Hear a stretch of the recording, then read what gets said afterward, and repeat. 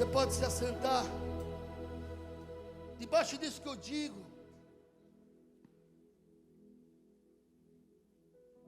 quantos vieram que se colocar diante do altar e dizer para ele assim: Senhor, mais, eu quero mais.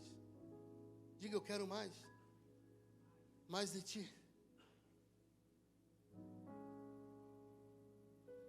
E diante dessas duas coisas que eu coloquei, esses dias eu preguei lá na igreja. Deus colocou no meu coração de ministrar isso aqui de uma maneira um pouco diferente, mas o mesmo texto. Quem Deus limpou aí? Levanta a mão. Está todo mundo sujo? Quem Deus limpou? Quem Deus perdoou? Quem Deus sarou? Quem Deus libertou? Quem Deus prosperou? Quem Deus eternizou? E debaixo do entendimento de quanto Ele é bom, existe um texto na Bíblia que Ele sempre me acompanhou como um questionamento, uma dúvida. Eu costumo dizer algo, pessoal, lá, Rick. Quem gosta de matemática aí? Os adolescentes, vocês gostam? Você gosta de matemática? Mas quem compreende bem a matemática? Você lembra quando você estava na escola e você estudava logaritmo? Quem lembra do logaritmo, o abençoado logaritmo? Na frente do quadro com o professor explicando, você sabia. É ou não é, Márcio? Mas chegava em casa, era uma coisa, né? Sim ou não? Era ou não era só comigo isso? E olha que eu sou bom em matemática. É que eu entendia, mas não compreendia. Quantos entendem o que eu estou falando? Eu entendia, mas não compreendia, não conseguia fazer sozinho. E esse texto que eu vou ler é um texto que eu entendia, mas não compreendia. Está no livro de Marcos, capítulo 4, versículo 10.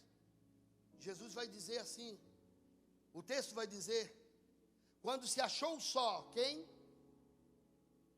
Os que estavam ao redor dele com os 12, interrogaram-no acerca da parábola. E ele lhes disse: a vós é confiado o mistério do reino de Deus, mas aos de fora tudo se lhes diz por parábolas, para que vendo vejam e não percebam, e ouvindo ouçam e não entendam, para que não se convertam e sejam perdoados. Eu não sei você, mas eu nunca vi ninguém pregar esse texto. Mas ele me acompanhava como uma incógnita, como uma dúvida, eu entendia, mas não compreendia. Para que vendo vejam, não percebam, e ouvindo ouçam, não entendam, para que não venham a converter-se e haja perdão para eles. Parece que nós não estamos falando do mesmo Deus. Parece que nós não estamos falando do mesmo Jesus, sim ou não?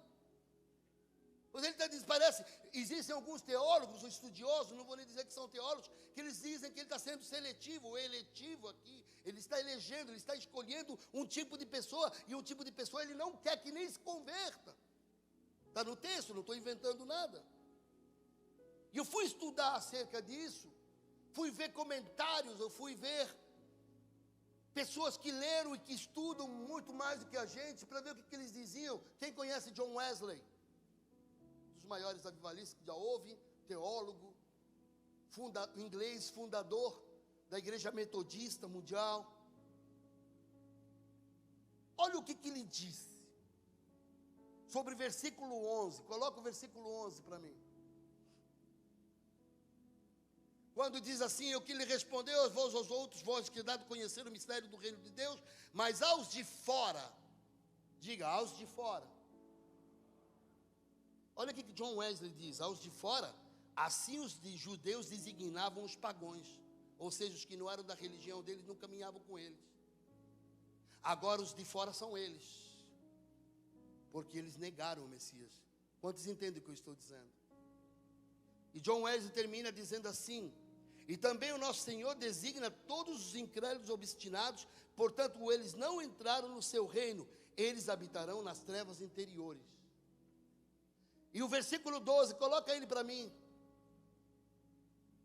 Aí ele diz assim: para que vendo vejam e não percebam. Eles não viram antes e agora eles não podiam ver. Deus lhes deu, o comentário de John Wesley, Deus lhes deu a cegueira que tinham escolhido. Pastor, por que você está falando isso?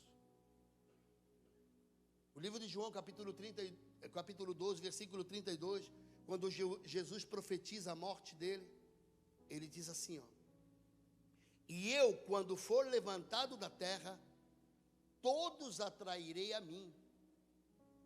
Alguns? Quantos?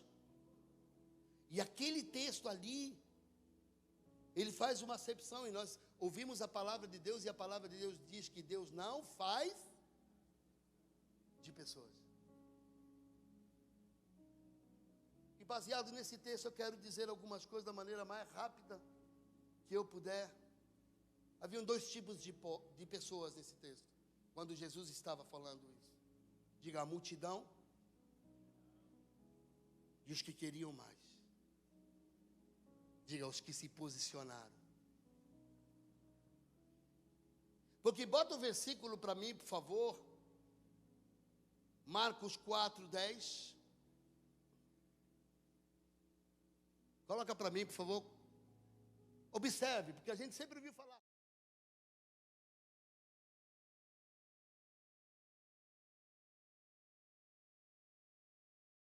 Os que estavam junto dele com os 12. Então não estavam só os 12. Havia uma parcela da multidão que decidiu não ir embora, decidiu ficar. Decidiram se posicionar. Os que queriam mais. Quantos querem mais? E eu digo uma frase, tem pessoas que podem até me criticar, mas eu tenho certeza que eu estou dizendo. Não é porque você está na igreja, você está dentro do reino. Diga, existem pessoas que têm uma religião, mas existem pessoas que têm um Senhor.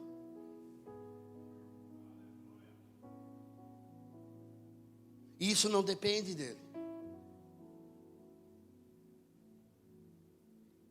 Ele já abriu acesso. Diga, eu sou os de dentro. Eu não sou de fora. Eu fui escolhido, diga, eu fui escolhido para viver a plenitude de Deus. Tempo na terra e tempo na eternidade. Mas isso vai depender do meu posicionamento hoje. Amém ou não amém? Deixa eu vou ter que correr. Não adianta somente você receber a palavra. Não adianta você estudar somente a palavra. Não adianta só você conhecer, você ver num filme, numa peça de teatro. Diga, eu preciso da revelação. Mateus 16:13, tendo Jesus chegado às regiões de Cesaria de Filipe, interrogou seus discípulos dizendo, quem diz os homens ser o filho do homem?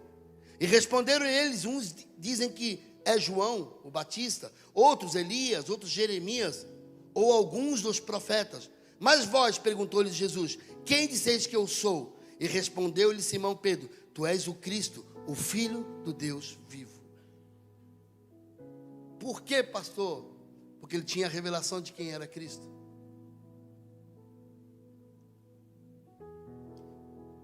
Não seja insensível ao que é espiritual na palavra de Deus. Às vezes trazemos todas as palavras, todas as coisas para o nosso natural. E às vezes nos tornamos insensíveis ao que é espiritual. Ainda há pouco vocês cantavam aqui, eu ouvia lá de trás. Quero ser como criança, te amar pelo que é. Olha que lindo. Voltar à inocência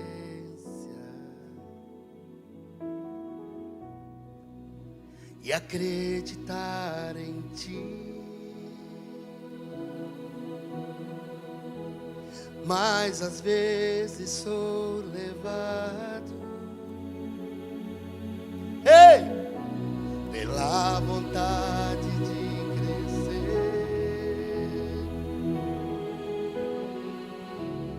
Torno-me independente,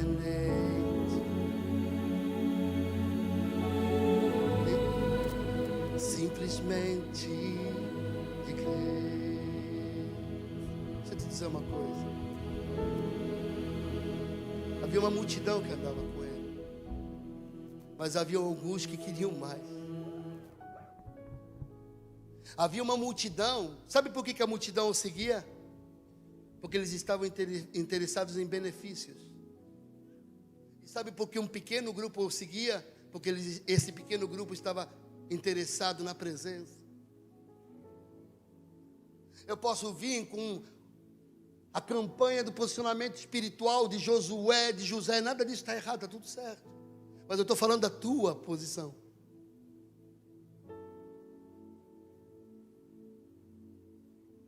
Não seja de fora, seja de dentro. O quanto isso vai custar não importa. O quanto vai me custar obedecer não importa. Importa o que está por detrás disso.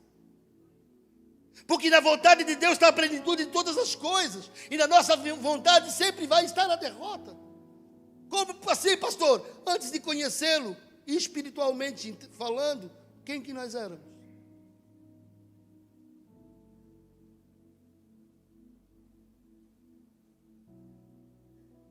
Não posso viver longe do teu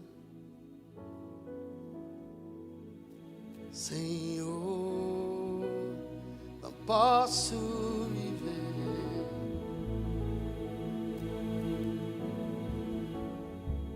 Declare isso. Não posso viver longe do teu abraço, Senhor. Em Marcos 4,10 diz que quando se achou só, o que estava ao redor dele, com os 12, interrogaram acerca das parábolas. Ou seja, quero mais, eu quero saber mais, eu quero saber mais. Fique de pé.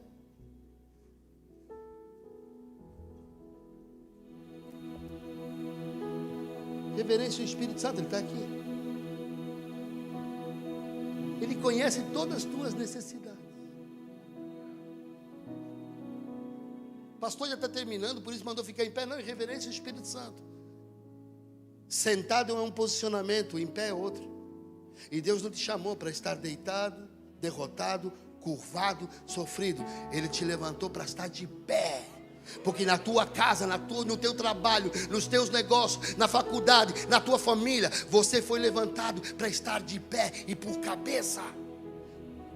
Porque naquele chamado do banquete das núpcias, havia um grupo de pessoas que ele mandou chamar, que ele considerava os de dentro, mas esses que eram os de dentro não quiseram. E eu e tu fomos enxertados na videira verdadeira. E hoje nós podemos dar fruto em todas as áreas. Se mantenha de pé. O teu posicionamento não é deitado. O teu posicionamento não é curvado. O teu posicionamento é em pé.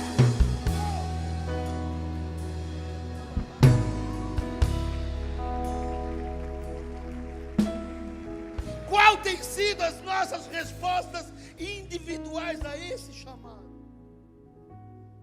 Tem um texto ali que eu não tenho tempo para ler tudo, que diz assim: buscar enquanto podeis achá-lo. E eu sempre tive esse texto no meu coração e não está errado. Que quando houver o arrebatamento, então o Espírito será tirado. Então buscar enquanto podeis achá-lo, certo, pastor Rafa? Não, mas tem algo a mais. Se você está com problema no casamento, buscar enquanto podeis achá-lo no teu casamento antes de separar. Se estás com problema nos teus negócios, buscar enquanto podeis achá-lo antes de falir. Se estás com problema com teus filhos, buscar enquanto podeis achá-lo na tua casa antes que tudo saia mal.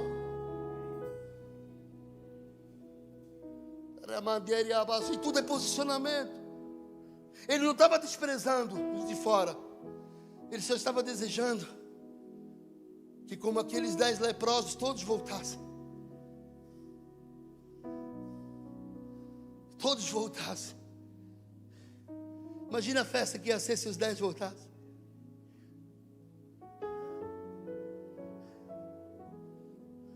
Sente.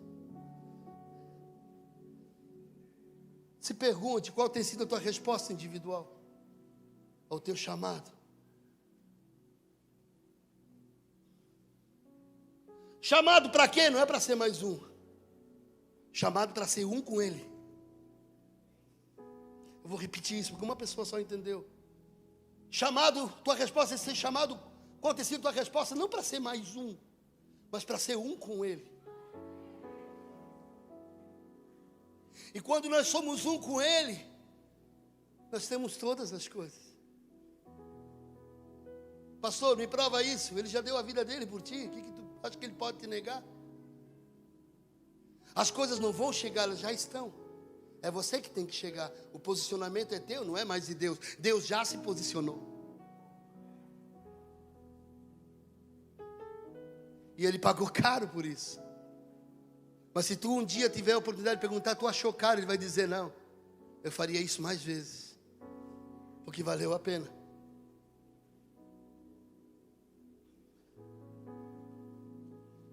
Oh, Ramanda.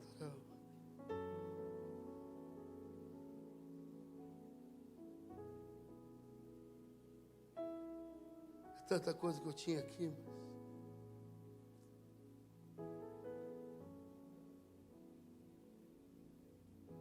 Me lembrei de um.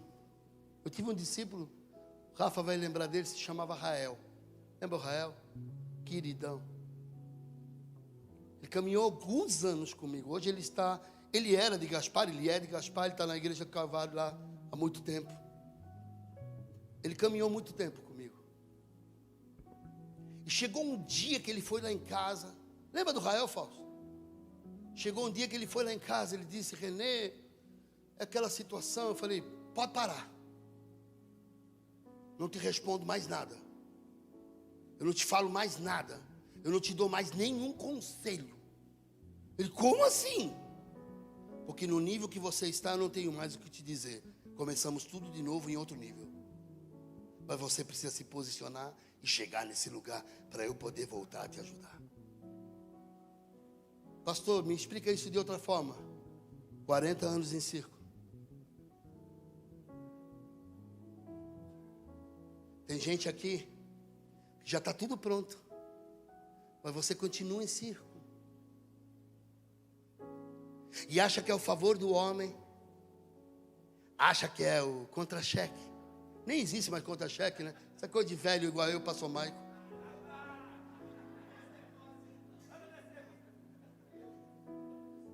Escute.